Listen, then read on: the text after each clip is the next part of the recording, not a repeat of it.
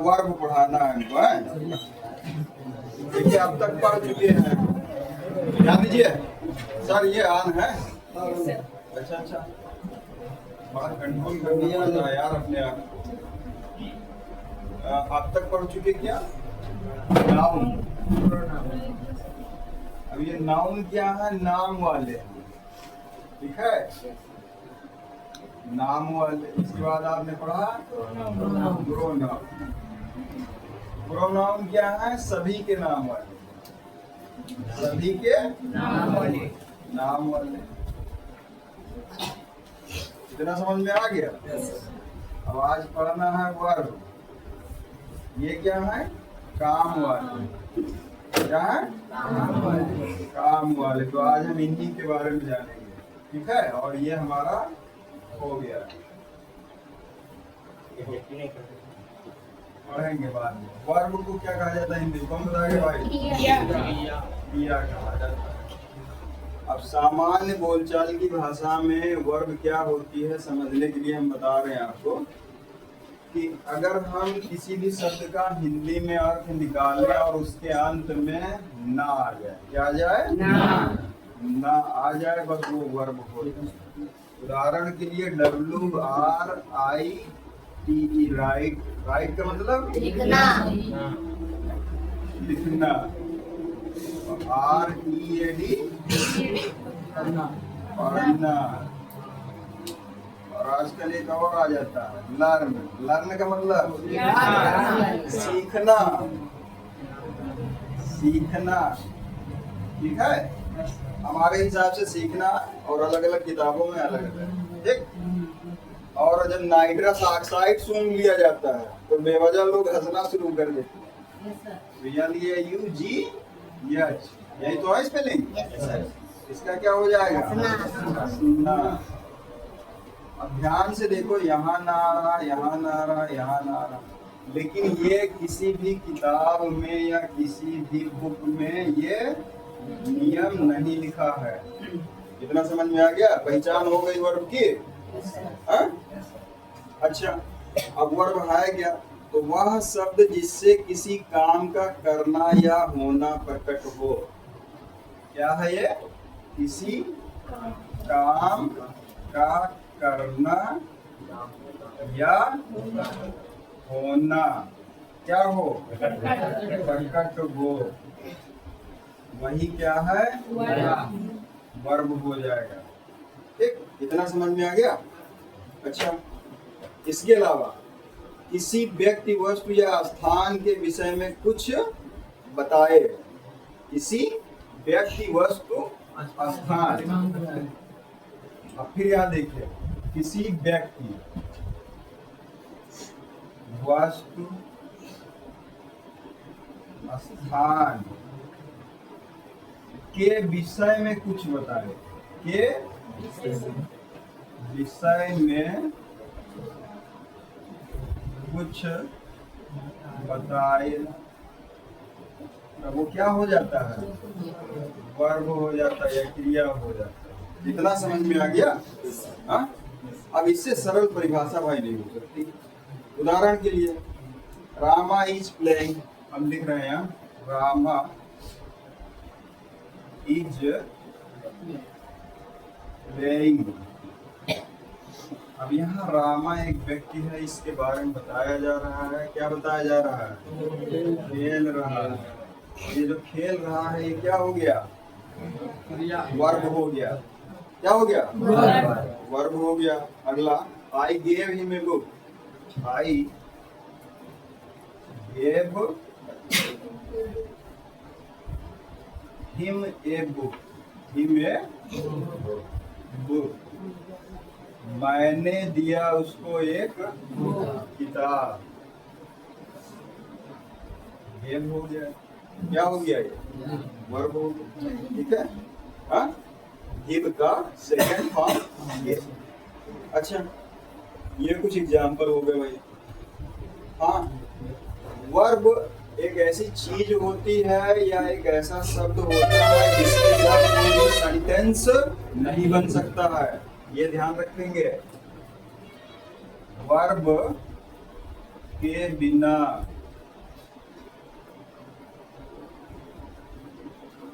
कोई सेंटेंस नहीं बने या कोई भी वाक्य का निर्माण नहीं किया जा सकता। वर्ब के बिना कोई सेंटेंस का निर्माण नहीं किया जा सकता। ये याद रखना है आपको हमेशा। इसका मतलब क्या हुआ कि बिना वर्ब के, अगर वर्ब नहीं तो सेंटेंस नहीं। इसका मतलब क्या हुआ, हम नहीं तो तुम नहीं, लेकिन हम नहीं तो तुम नहीं में मत जाना, ठीक है। वर्ब नहीं तो सेंटेंस नहीं, ये याद रखना। अब यही तो थोड़ा सा समझ लीजिए कि इसका कुछ उल्टा हो जाता है, थोड़ा सा उल्टा हो जाता है। क्या कि एक सेंटेंस है हमारा, सेंटेंस का प्रकार इंपरेटिव सेंटेंस। चलो भैया बढ़िया से लिखिए जाओ, स्पेलिंग बताइएगा भाई, अगर गलत होती है तो। इंपरेटिव सेंटेंस में क्या है कि सब्जेक्ट यू छिपा रहता है। जैसे सर लोग या मैडम लोग छोटे छोटे क्लासेस में बोलती हैं कम, कम मतलब क्या, आ जाओ, यू कम, यू कम होना चाहिए, लेकिन यू क्या होता है, नहीं होता है, छुपा होता है। अब बता दीजिए हमको, सेंटेंस हमारा ये है कम कि नहीं है, है सेंटेंस। तो इसका मतलब क्या हुआ, केवल और केवल वर्ब से भी सेंटेंस बन सकता है, ठीक, सब्जेक्ट हो या ना हो, ठीक है। केवल और केवल, केवल और केवल, ये हम आपके समझने के लिए ऐसा लिख रहे हैं भाई। केवल और केवल वर्ब से भी सेंटेंस बन सकता है, से भी सेंटेंस बन सकता है। बन सकता है ही नहीं, या बन जाता है या बनता है, सबसे बड़ी बात। इतना समझ में आ गया? हाँ, और कोई दिक्कत? कोई दिक्कत नहीं है ना? दिक्कत है? इसके अलावा आप ट्रांसलेशन में पढ़ेंगे क्या, डू, डिड, डन। डू, हंसना मत भाई, डिड, डन, और एक आ जाता है आईएनजी वाला, उसको क्या बोलते हैं, डूइंग। तो ये वर्ब भाई साहब कितने प्रकार के हो गए, 1 2 3 और ये 4 प्रकार के होंगे। वर्ब की फर्स्ट फॉर्म, वर्ब की सेकंड फॉर्म, वर्ब की थर्ड फॉर्म और वर्ब की आईएनजी फॉर्म। ये केवल समझने के लिए हम बता रहे हैं, ठीक है। इतना समझ में आ गया? है? छाप दीजिए इतना, बस ऐसे छापिए, ऐसे पढ़िए।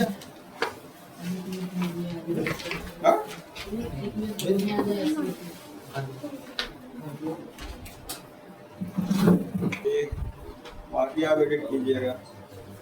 अब इसमें हम थोड़ा सा और अलग से बता रहे हैं आपको। क्या था, वर्ब था ना, वर्ब किया, ठीक है। एक होता है ट्रांजिटिव वर्ब, नाम सुना होगा, ट्रांजिटिव वर्ब। स्पेलिंग बताइए भाई, ट्रांजिटिव वर्ब।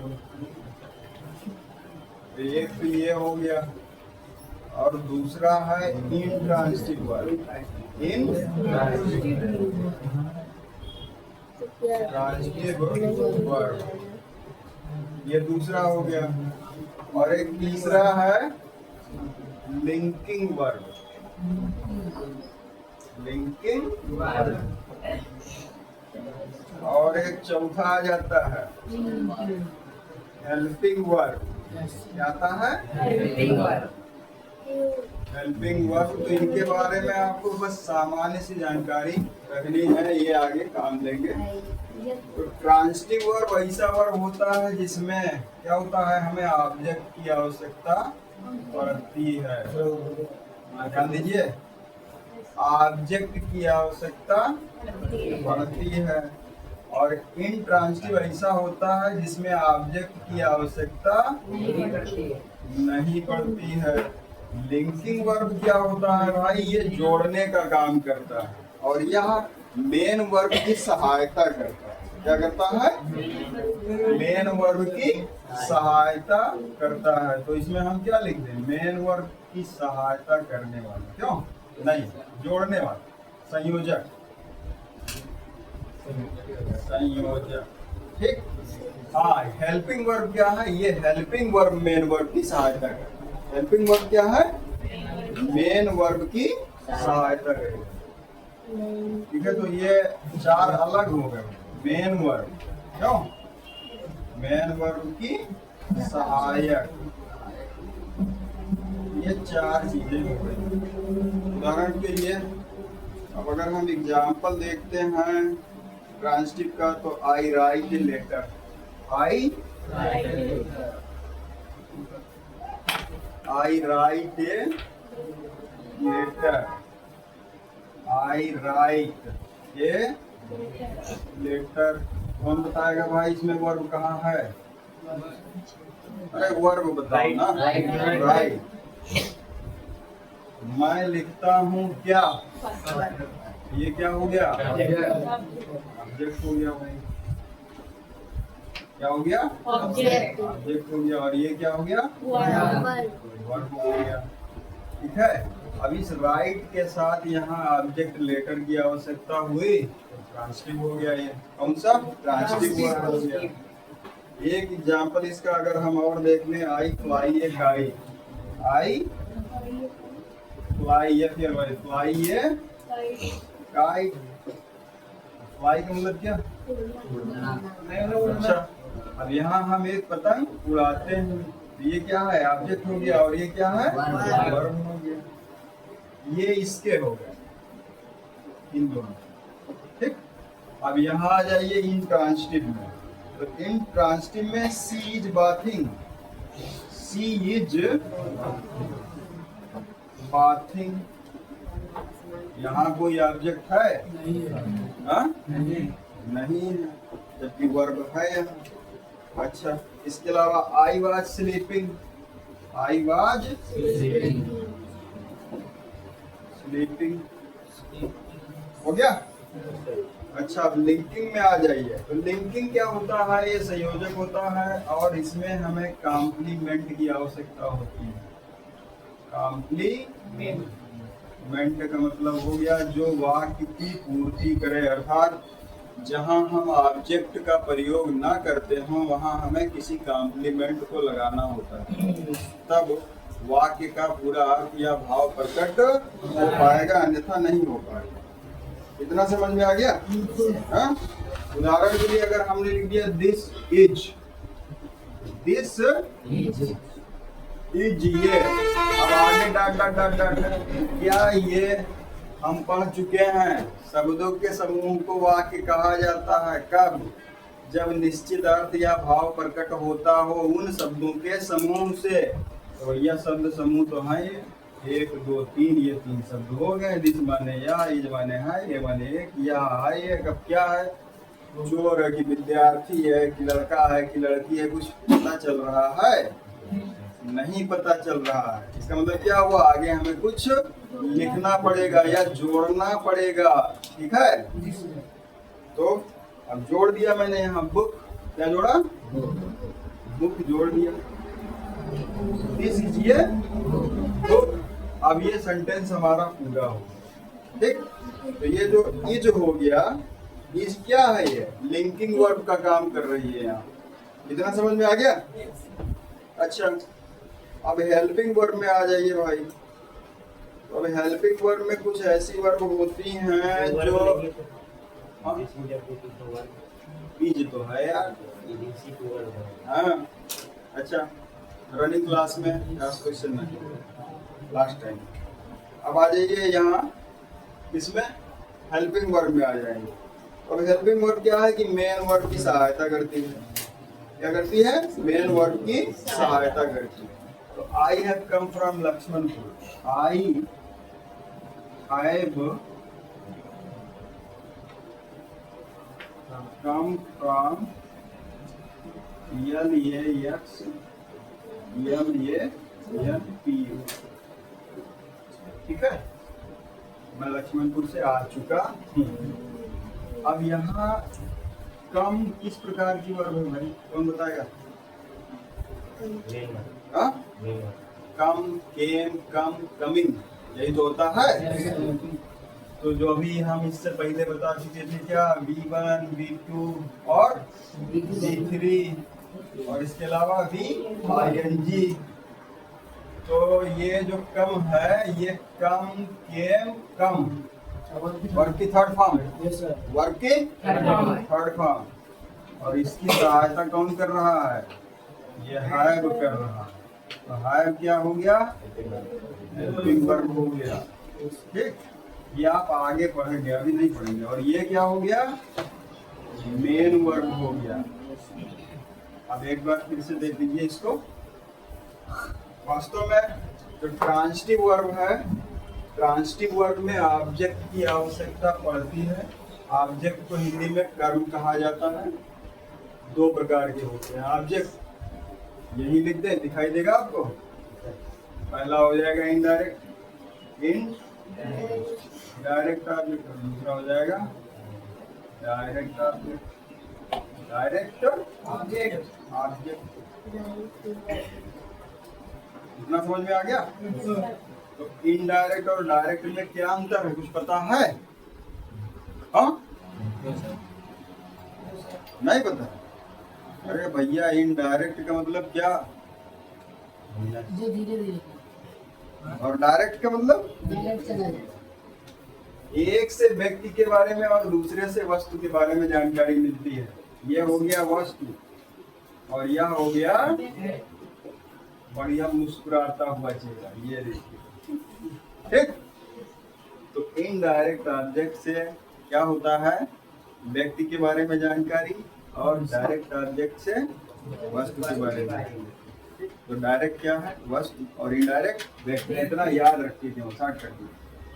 अच्छा, तो जहाँ ऑब्जेक्ट की आवश्यकता पड़ती है वो वर्ब हमारी ट्रांजिटिव वर्ब होती है और इसको हिंदी में सकर्मक क्रिया बोलते हैं। क्या बोलते हैं? सकर्मक क्रिया बोलते हैं। जहाँ वर्ब की आवश्यकता ना हो और जहाँ ऑब्जेक्ट की आवश्यकता ना हो वो क्या हो जाता है? इंट्रांजिटिव अकर्मक क्रिया बोलते हैं। इतना समझ में आ गया? अच्छा, और लिंकिंग वर्ब क्या है? कहते हैं भैया हमारा लिंक बहुत आगे तक है। लिंक मतलब क्या? जोड़। ठीक है, पहुंच हमारी बहुत ज्यादा है। तो लिंकिंग वर्ब क्या है? जोड़ने वाली, यानी संयोजक क्रिया। और ये ऐसी वर्ब होती हैं जो या जिन्हें कॉम्प्लीमेंट की आवश्यकता होती है। बिना कॉम्प्लीमेंट किए अपने पूरा अर्थ या भाव को प्रकट नहीं कर पाएंगे। किसी भी सेंटेंस में इनका यूज कर दिया जाए। ठीक, उदाहरण के लिए दैट इज ये, दैट इज ये। अब अगर हमने दैट इज ये लिख दिया भाई, दैट, अब वह है एक, अब वह है एक मतलब क्या? कुछ पता चल रहा है? वह है एक, यहाँ वह एक। थोड़ा हिंदी स्ट्रक्चर जो होता है वाक्य का और इंग्लिश स्ट्रक्चर ये अलग अलग होता है। यहाँ थोड़ा सा समझ लीजिए। यहाँ किसी चीज की आवश्यकता है कि नहीं है? है। तो दैट इज ए डॉट, मैंने लिख दिया वायर। हम संकेत कर रहे हैं दूर की ओर। अच्छा, अब जो संरचना होती है हिंदी वाक्य की संरचना और इंग्लिश वाक्य की संरचना में अंतर है कि आप इंग्लिश में क्या करते हैं? सब्जेक्ट होगा आपका, क्या होगा? सब्जेक्ट। सब्जेक्ट के बाद में वर्ब होगा और वर्ब के बाद में ऑब्जेक्ट होगा या कॉम्प्लीमेंट होगा या अदर चीजें होंगी। इतना समझ में आ गया? जैसे दैट इज ये डॉट, ये हो गया, दैट सब्जेक्ट हो गया, इज वर्ब हो गया, ऑब्जेक्ट इसमें है नहीं, कॉम्प्लीमेंट है डॉट, पूरा हो गया। लेकिन हिंदी वाक्य की संरचना में थोड़ा सा बदलाव हो जाता है। क्या बदलाव हो जाता है? कौन बताएगा भाई? अरे कुछ तो बोल दो। वह एक कुत्ता है। चलिए हम इसी को लिख रहे हैं, वह एक कुत्ता है। तो वह हो गया सब्जेक्ट, क्या हो गया, plus object, oblique complement, oblique अंदर, प्लस वर्ब। इसका मतलब क्या हुआ, हिंदी वाक्य की संरचना में वर्ब लास्ट में आती है और इंग्लिश वाक्य की संरचना में वर्ब बीच में आ जाता है। बस यही अंतर, इतना समझ में आ गया। तो बस इन चारों को भी लिख लीजिए। एक क्या हो जाएगा जिनमें कर्म हो, एक क्या हो जाएगा जिनमें कर्म की आवश्यकता ना पड़े, एक क्या जो जोड़ने का काम करे, एक क्या जो मदद करने का काम करे। ट्रैक्टर ट्राली चाले में कीचड़ में फंस गया, पीछे से धक्का लगा दिया गया, जैसे भी आ गई। क्यों यार, इसको नहीं लिखना है, यहाँ ये मदद कर रही है, ये है। इतना समझ में आ गया। चलिए छाप दीजिए। नॉन लिविंग थिंग्स, जिसमें कोई जाने ना हो, वो डायरेक्ट ऑब्जेक्ट हो जाएगा। डायरेक्ट का मतलब खल्लास, नॉन लिविंग थिंग्स, और इनडायरेक्ट मतलब जिसमें जान है। अक्सर कंफ्यूज हो